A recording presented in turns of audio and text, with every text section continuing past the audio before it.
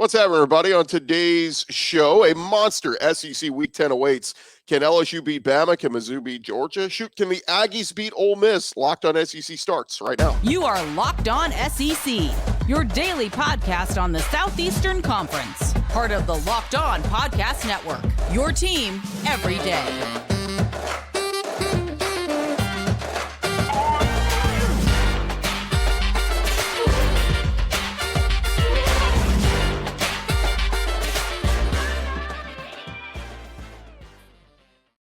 And what's happening, everybody? Welcome into Locked On SEC. It's great to have you guys along. You could download the Game Time app, create an account, use our promo code Locked On College, get $20 off your first purchase. Again, that's on the Game Time app. I'm Chris Gordy. Thanks for making Locked On SEC your first listen every day. We're free and available wherever you get your podcasts, and on YouTube, part of the Locked On Podcast Network, covering your team every day. We got plenty to jump into. We're not even getting into news. We're just diving headfirst into our picks this week because there's so many games to cover this week. Every SEC team in action. So let's dive into it. Let's do our matchup breakdowns. Matchup breakdowns. And we're going to start with the lighter side of the schedule. We're going to start Saturday, 12 Eastern on the SEC Network. It will be 1-7 UConn at number 17 ranked Tennessee. Now, Tennessee gets a final break in its SEC schedule, hosting the one-win Huskies in their homecoming game. UConn been keeping it close with some of their opponents as of late. They just lost a 21-17 game at Boston College. But the Huskies' last three losses have all come by 7 points or fewer. The Vols, they're looking to put on an entertaining show for their home fans at Neyland Stadium. Hopefully extend their 13-game winning streak there before two monster SEC East games coming up. They will visit Missouri next and then host Georgia. The Vols rank 7th nationally running the football, and they lead the SEC, averaging just under 221 yards per game on the ground. Tennessee has had 12 straight games with a sack defensively. That ranks number 6 in the country. And the best part of this game, Tennessee's going to honor legendary women's basketball coach Pat Summitt with a commemorative cup, raising $1 for Alzheimer's research for every cup sold at the University of Tennessee Medical Center. Great cause there. I just look at this game. Look, Tennessee's been, not as dominant as they were offensively a year ago, but the ground game has been so dominant. Joe Milton's been, seemingly getting better and better. But I looked at this line, and I saw it's UConn or Tennessee minus 36. Look, I know UConn stinks. They're 1-7, but that's a monster number.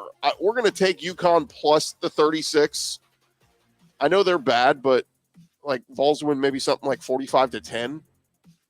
It's just a lot of points. So we're going to take UConn to the points. But Tennessee, they'll win big. Fans will have a lot of fun. Dylan Sampson, Jalen Wright, all those guys are wild. They'll sack UConn's quarterback a bunch. And hopefully they raise a lot of money in Pat Summitt's honor. So cool stuff there. All right, the other kind of softy of the weekend, but this one actually is very intriguing to me. At 12 Eastern on ESPNU, it is 7-2 Jacksonville State at 2-6 South Carolina. Now, South Carolina is a 15.5-point favorite. 2-win South Carolina is a 15.5-point home favorite. Jacksonville State having a successful season, transitioning from FCS to FBS, with their only losses coming to Coastal Carolina and Liberty. In their last game, they ran all over Florida International, rushing for 265 yards, won by 25 points. Their senior quarterback, Zion Webb, led the way with 230 total yards and 3 touchdowns in that game. Jacksonville State's averaging 28 points per game, averaging close to 400 total yards of offense. The Gamecocks, they're on a 4-game losing streak right now. They have to win out to reach bowl eligibility. Remember former West Virginia, Michigan, Arizona coach Rich Rodriguez? He's in his second season there at Jacksonville State. And they don't really have a QB1. They split reps between Zion Webb and Logan Smothers. They're both dual threat quarterbacks. For South Carolina, their O-line continuing to deal with issues, injuries. Starting left guard Trey Jones ruled out this week with a high ankle sprain. Starting right tackle Vershawn Lee is questionable. And Spencer Rattler has been sacked 33 times this year. Got sacked 4 times a week ago against Texas A&M. Also had a bunch of intentional grounding penalties. I think South Carolina wins, but I like Jacksonville State in the points. I'm thinking something like a 35-20, 35-21.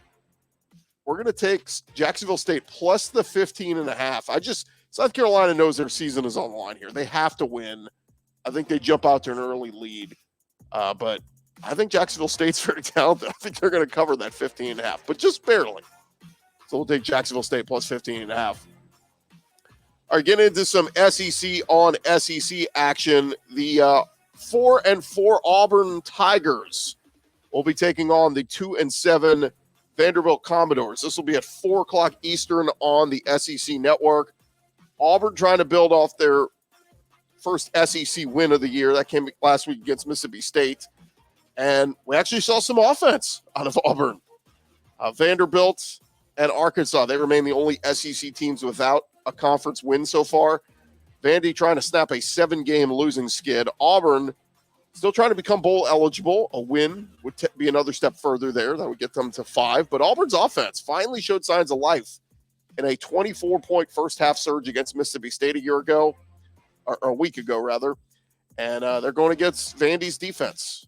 Auburn produced over 400 yards in that game after being held to 300 or fewer in their first 6 games against FBS competition. Vandy, they had 3 sacks and 8 tackles for a loss last week in their loss at Ole Miss. But they have 10 interceptions this season. That's tied with Auburn for most in the conference and 13th in the nation. Thing to watch for with Vanderbilt, quarterback Walter Taylor got in there last week. We know that A.J. Swan continues to be injured with that elbow injury. Ken Seals has been filling in at quarterback, but Walter Taylor got in there. Former 4-star prospect came to Vandy after leading his Alabama high school to the state semifinals. And Clark Lee, not saying if Ken Seals or Walter Taylor will start, but I think we may see both of them. But Walter Taylor kind of electrified their offense a little bit last week, gave them a little bit of a spark. Vandy leads the all-time series here against Vandy, which was first played in 1893. 12-7 in games played in Nashville are the Commodores. They haven't played since 2016, but Vandy has won 2 of the last 3 games in this series. I'm taking Auburn. I'm taking Auburn to cover.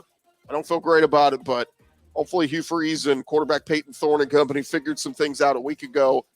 We're going to take Auburn minus the 12.5 to win at Vanderbilt. And Auburn improves to 5-3 or 5-4. Vandy will drop to 2-8, and I just don't think they're going to be getting a SEC win this season. All right, that is our first slate of games. We will continue to run through the conference and get to more matchup breakdowns coming up in just a second. But thank you guys for making Locked On SEC your first listen every day. That is coming your way right after this. This episode presented to you by our friends over at Game Time app. You should not have to worry when you're buying tickets to your next big event. The Game Time app is the fastest and easy way for you to buy tickets to all your favorite sporting events. And it's not just sports. They got music, comedy, theater, all of it for you there. Killer last-minute deals, all-in prices, views from your seat, and their best price guarantee. Game Time is going to take the guesswork out of buying tickets for you. They are obsessed with finding ways to help you save money on tickets. Game Time has deals on tickets right up to the start of the event and even an hour after it starts. It's the place to find last-minute seats. If you've been tailgating with friends, you don't have tickets to the game, go pull up the Game Time app, keep hitting refresh. You're going to find something you like, and those ticket prices may drop. You never know. Go find some exclusive flash deals there as well. Deals on tickets for football, basketball, baseball, whatever it is. They got zone deals. You pick the section, and Game Time picks the seats for an average of an 18% savings. And the Game Time guarantee means you will always get the best price. If you find tickets in the same section or row for less, Game Time will credit you 110% of the difference. Go take the guesswork out of buying tickets with Game Time. Download the Game Time app, create an account, and use our promo code LOCKEDONCollege for $20 off your first purchase. Again, create an account and redeem our code LOCKEDONCollege for $20 off. Terms apply. Download Game Time today. Last-minute tickets, lowest price guaranteed.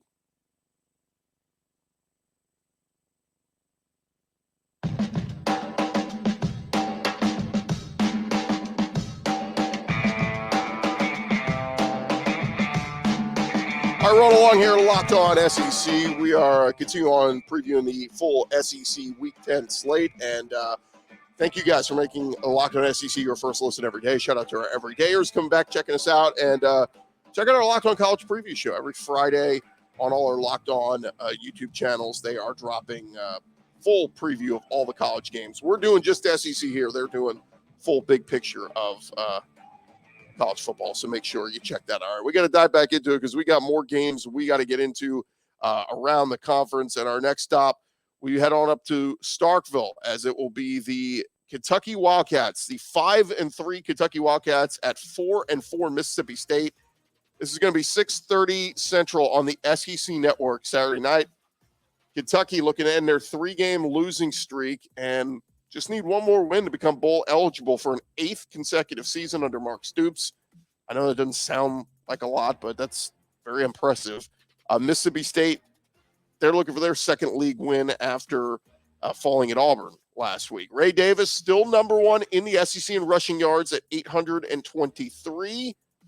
The Bulldogs, they are 53rd in FBS against the run and 9th in the SEC. So this should be a game featuring a lot of Ray Davis. Kentucky quarterback Devin Leary coming off a season best 372 passing yards with 2 scores in their loss to Tennessee. Mississippi State linebackers Jet Johnson and Bookie Watson have been all over the field this year. Really, since they've been in Starkville, but this year especially. They lead the SEC with 84 and 80 tackles, respectively. Kentucky won last year's game 27-17 up in Lexington. But how about this? The home team has won each meeting dating back to 2014. Will Rogers is still being listed as the starting quarterback, but he's still dealing with that shoulder injury. Sounds like we're probably going to get Mike Wright again in this one. Mike Wright did beat Kentucky a year ago when he was quarterbacking for Vanderbilt. I just look at this one and say, Mark Stoops, I think he's like 0-5 in Starkville. It's his time at Kentucky. I get it. Mississippi State's down this year. But this one just feels like the home team is poised for an upset. I'm taking Mississippi State plus the 4.5. I was so high on Kentucky coming into this year. I thought they had a chance to compete for the East, but Devin Leary's inconsistent play, the defense just not being a traditional Mark Stoops defense. I don't know what's going on there. But we're going to take Mississippi State plus the 4.5. Maybe Kentucky still wins, but maybe it's like a 27-24 type game. Kentucky gets out with a field goal win, but we're taking Mississippi State and those 4.5 points. Next up, we head over to the Swamp, where Billy Napier and the Florida Gators hosting the Arkansas Razorbacks. This one will be at 12 Eastern on ESPN2. So one of the early games. Again, 2-6 Arkansas, 5-3 Florida. Florida leads the series 10-2, including 5-0 in the Swamp. Gators can become bowl eligible for the second consecutive year under Billy Napier. And with a November schedule that includes LSU, Missouri, and Florida State, their 6th win might have to come this weekend. Arkansas, meanwhile, they've lost 6 in a row. 5 of those games have been by 7 points or less, so they've been very competitive. But the Razorbacks, they rank 122nd in the nation and last in the league in total offense, averaging 305 a game. Sam Pittman fired OC Dan Enos. Kenny Guyton steps up to the plate. He will be calling plays now for the Hogs. The Gators, they're giving up more than 400 yards and 32 points a game over their last 4. And now they will be without one of their leading tacklers, Shamar James, having season-ending knee surgery this week. He had a career high in total tackles this season with 54. Also had a sack, and Manny Nunnery will step in for Shamar James in place of him after that injury at linebacker.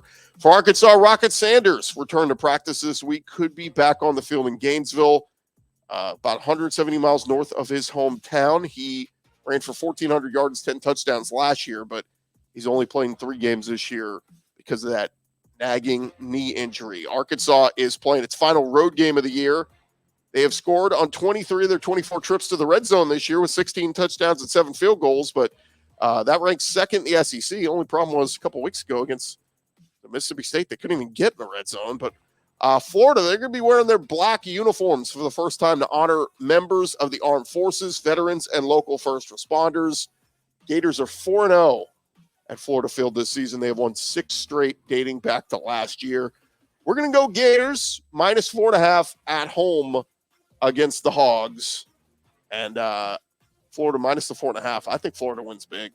I'm curious to see how different the offense will look. Maybe KJ Jefferson and company are inspired, like we said, with getting Rocket Sanders back and Kenny Guyton calling plays. I just think this is a more important game for Florida and a must win for them, knowing what's coming down the pike the next couple of weeks for the Gators. All right, next up, we've got 11 a.m. Central on ESPN. It is 5-3 Texas A&M at number 10 Ole Miss. A&M leads this series 9-5. Ole Miss, they cannot afford to lose another SEC game if they want to keep their SEC West hopes alive. Going to need LSU to beat Alabama on Saturday night, and Ole Miss, of course, would have to win out. The Aggies, they could become bowl eligible with their next win. Why does that matter? Well, they only won 5 games a year ago, so that would certainly be a step forward from where they were last year. A&M trying to stop an 8-game road losing streak, however. The Rebels, they have held 3 straight SEC opponents below 300 yards in the same season for the first time since 1993. So Pete Golding has got the Ole Miss defense doing some things. The Aggies, though, they have the SEC's stingiest defense and lead the Power 5 with 75 tackles for a loss and 33 sacks. Linebacker Adrian Cooper, been one of the league's most disruptive defenders, especially in conference games. 11.5 sacks for loss and 7 sacks in his first 5 games against SEC opponents. Ole Miss, they have offensive playmakers everywhere. Jackson Dart, Quinshon Judkins, a bunch of 500-yard receivers already, and Ole Miss off to a 7-1 start in back-to-back seasons for the first time since the early 1960s. The Aggies, defensively, they've only allowed 2 rushing touchdowns. So Quinshon Judkins, Jackson Dart, they're going to hope to bottle them up.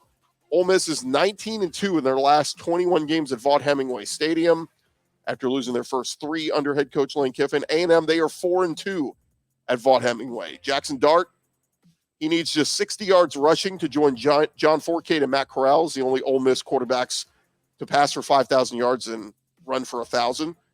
And the Ole Miss defense has delivered multiple interceptions in 3 straight games for the first time since 2014. I think this is low scoring. I think this is a good defense on good defense. And I'm going to take A&M plus the 3. And I'm leaning A&M in the upset. I am a buyer on A&M's defense. I just look at Ole Miss and go, they've been so good, but this is where they start to fall apart. The calendar has turned to November. We're going to take the Aggies plus 3, and we're going to take Texas A&M straight up in an upset of 10th-ranked Ole Miss. Don't be mad at me, Rebel fans. It's a feeling I got. I'll admit we were wrong on Monday if Ole Miss handles business. But, all right, we're down to 2 big games left. We're going to get to those coming up in just a sec here on Locked On SEC. And I want to remind you guys about our friends over at Prize Picks, the largest daily fantasy sports platform in North America. They are the easiest and most exciting way for you to play daily fantasy sports. It's just you against the numbers. Instead of battling tons of other players and pros and sharks, you pick more than or less than on a handful of players, and you will watch the winnings roll in. And with basketball season upon us, you can now pick combo projections across football and basketball from their Specials League. It's a league created specifically for combo projections that include 2 or more players from different sports. So, for example, you could take LeBron James and Travis Kelce at a 10.5 combo of 3-pointers made and receptions. So, like if LeBron hits a bunch of threes and Kelce hits has a bunch of catches and they go over 10.5, boom, you hit the more than. It's very easy to play. If you want to play alongside some of Prize Picks' favorite players, they have rapper Meek Mill, comedian Andrew Schultz, and a bunch of other folks under the community play section. It is Prize Picks. They also offer a reboot policy, so your entries stay in play even if one of your players gets injured. So for basketball and football games, if you have a player who exits the game in the first half and doesn't return the second, that player is rebooted. Prize Picks is the only daily fantasy sports platform with an injury insurance policy. Go to prizepicks.com/lockedoncollege. Use our promo code LockedOnCollege for a first deposit match up to $100. Again, that's prizepicks.com/lockedoncollege. Use the promo code LockedOnCollege. It is Prize Picks. It is daily fantasy sports made easy.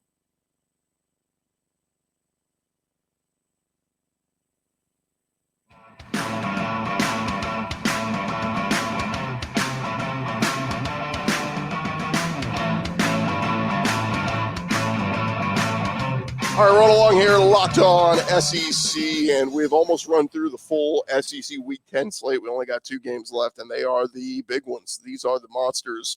So let's dive into it, and we'll see who will come out victorious in the big games to decide the driver's seat for the SEC East and the SEC West. And we start with 3:30 Eastern on CBS. It is number 12 Missouri at number 2 Georgia.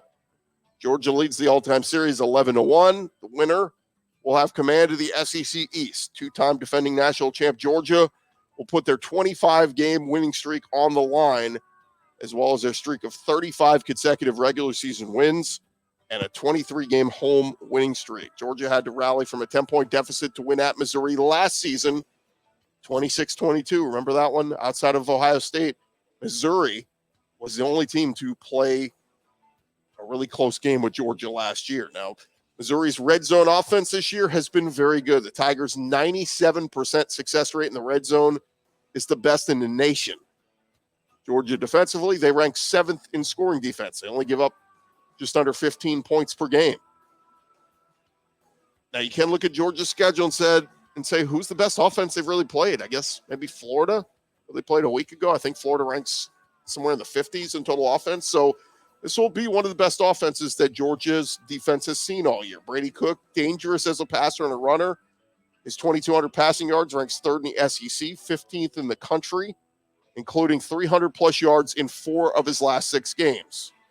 Luther Burden, he is 5th nationally with 900 receiving yards. He's tied for 6th with 61 receptions. And Cody Schrader ranks 2nd in the SEC with 102 rushing yards per game. He is tied for the SEC lead with 9 rushing touchdowns. For Georgia, Ladd McConkey came on big for them last week. In the absence of Brock Bowers, McConkey matched his career high with 6 catches for 135 yards with a touchdown. Mizzou is 7-1 for the first time since 2013, the last year they beat Georgia in Athens. It happened that year. Now, these other numbers are just ridiculous, like we kind of mentioned. Georgia, they are 41-1 in their last 42 games played. Georgia's 42-4 in home games under Kirby Smart, including 11 consecutive home wins against ranked opponents. For Georgia, Carson Beck, he became the first Georgia quarterback to throw for at least 300 yards in 3 straight games since Aaron Murray did it in 2013. And their running back, Dejon Edwards, ran for 95 yards with 2 scores against Florida last week. He leads the Bulldogs, 555 yards and 8 rushing touchdowns on the season. Now, Missouri, they will be without senior linebacker Chad Bailey. He had 8 tackles against LSU on October 7th. He has 17 on the season to go along with a sack, a forced fumble, and a pass breakup. He's been one of Missouri's highest-graded defenders when he's on the field, but he has missed some time. Tyron Hopper and Chuck Hicks have been Mizzou's primary snap getters at linebacker. Tristan Newsome also has played some. I'm going to take Missouri to cover. I think Georgia wins, but I think Missouri covers the 15.5. Something about this just tells me Missouri's going to do some things and have some success offensively and defensively against Georgia. If you really feel bold, you can get some good money on Missouri in the money line. If you would think they could pull off the upset, I just don't think they're going to do it. I think Georgia's going to keep this train rolling, but man, Georgia's playing with fire here these next couple weeks. There's some really difficult games. Take Missouri plus the 15.5, but again, I'm going to stick with Georgia to win the game. And lastly, that brings us to 6:45 p.m. Central on CBS. Saturday night, it is number 14 LSU at number 8 Alabama. This game just always is big. Most of the time it delivers. Sometimes we'll have blowouts and so on and so forth. But this has been, it's always entertaining. LSU, Alabama always draws eyeballs. Alabama leads the all-time series 55-27-5. A win will strengthen Alabama's resume and keep them alive. Obviously, puts them in the driver's seat to win the SEC West, but also keeps their playoff hopes alive. LSU, they can remain in contention for the SEC West, though they will need some help. LSU made it to the SEC title game last year with an overtime victory over Alabama in Baton Rouge. Alabama quarterback Jalen Milroe, he will take on a depleted LSU secondary. Then, of course, they lost Greg Brooks earlier in the year to brain cancer. Their transfer cornerback, Zy Alexander, their best cover corner, he has started all 8 games this season. He is out this game. No Deuce Chestnut, no Denver Harris. They're going to rely on guys like Ashton Stamps and Sage Ryan and Terrence Welch. Outside of Sage Ryan, those other guys just very inexperienced, young defensive backs. And Jalen Milroe, he's been hitting that deep ball to his receivers like Jermaine Burton and Isaiah Bond. So this one could be a score fest. Jayden Daniels, he leads the nation in total offense, 386 per game, and touchdowns passing with 25. He also has 5 rushing touchdowns. Alabama defensively, linebacker Dallas Turner and Chris Braswell, they have been the league's top pass rushing duo. Turner has 8 sacks to tie for the SEC lead. Chris Braswell has 7. And they are going to have their hands full trying to get after Jayden Daniels and tackling him. LSU and Alabama, they have split their last 4 meetings since 2019. Each team has won a national championship in their previous 4 seasons. This marks the 18th time since 2002 that both teams are ranked when playing each other. And how about this stat? The teams have played 12 times since that famous 9-6 LSU win in 2011. Alabama is 10-0 when they hold LSU to 17 points or fewer in that stretch, and 0-2 in the games where LSU scored more than 17. So what does that tell you? If LSU can get over 17, at least recent history says LSU's got a good shot of winning this. LSU's receiving core, they got the nation's leader in receiving yards, Malik Neighbors, and the leader in touchdowns receiving, Brian Thomas, with 11 of them. Nick Saban is 12-5 against LSU since arriving in Tuscaloosa. Joel Klatt of Fox Sports broke down the matchup. He said, I look at this team at LSU and I go, boy, can anybody hold them under 40 points? I like Bama defensively, but Jayden Daniels is just playing at such a high level. The pressure on Jayden is immense because he cannot have a bad game. LSU does not win this game unless Jayden Daniels goes off. And Klatt goes on to say, so I'm picking Bama. We did find out that Nate Bargatze will be the guest picker for College Game Day. So he's more of a Tennessee guy, right? I don't know why he's heading to Tuscaloosa to pick that one. And one other note on Alabama, if you missed it, Nick Saban had a bloodshot right eye doing interviews and stuff this week. Apparently, Alabama's doctor told Nick Saban, you got it from yelling. He said, there's nothing wrong with you. Your eye is just bloodshot from yelling. You busted a blood vessel from yelling too much. So that tells you what kind of week at practice Nick Saban has been having, yelling at his guys to get after it. I'm going to go against, look, normally Alabama in Tuscaloosa at night, we know they are nearly flawless. But I just still question this defense. I think they're good, not great. Look, they played great in the second half against Tennessee when they really needed to. And Kevin Still's done a pretty good job for the most part. I just think LSU's offense is on another level. But I do go back to that week 1 game. They moved the ball in Florida State, shot themselves in the foot with missed opportunities. Does that happen this time? Does LSU go to the red zone and have a 4th and inches and decide to go for it and they get stuffed? Do they miss field goals?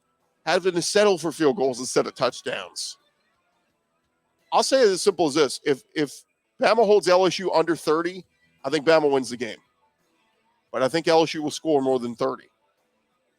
I think there's a good chance Alabama can score 30 because LSU's defense is not great. I'm taking LSU plus the points. We're going LSU plus the 3. And why not? We'll take LSU in the straight-up upset of Alabama. Again, goes against all the reasoning and thinking I've been having all week. Alabama's 3rd in the SEC in sacks defensively. LSU is 2nd to last in the SEC in getting sacks. So, can they get after Jalen Milroe?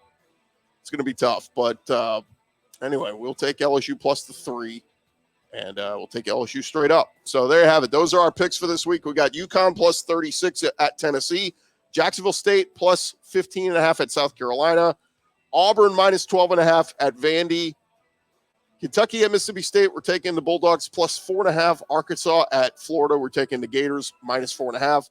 A&M on the road at Ole Miss, we're taking the Aggies plus 3. And with the win over Ole Miss, Missouri, we're taking plus 15.5 at Georgia, but we like Georgia to win. And we're taking LSU plus the 3 at Alabama. And LSU straight up in the upset in Tuscaloosa. That's going to do it for this edition of Locked On SEC. Thank you guys so much for making us your first listen every day. Shout out to our everydayers. Come on back on Monday. We will have all of our winners and losers of the weekend, and hopefully your team is a winner and not a loser this weekend as we head into week 10 of the SEC. I'm Chris Gordy. You guys have an awesome weekend. We will talk to you guys on Monday right here on Locked On SEC.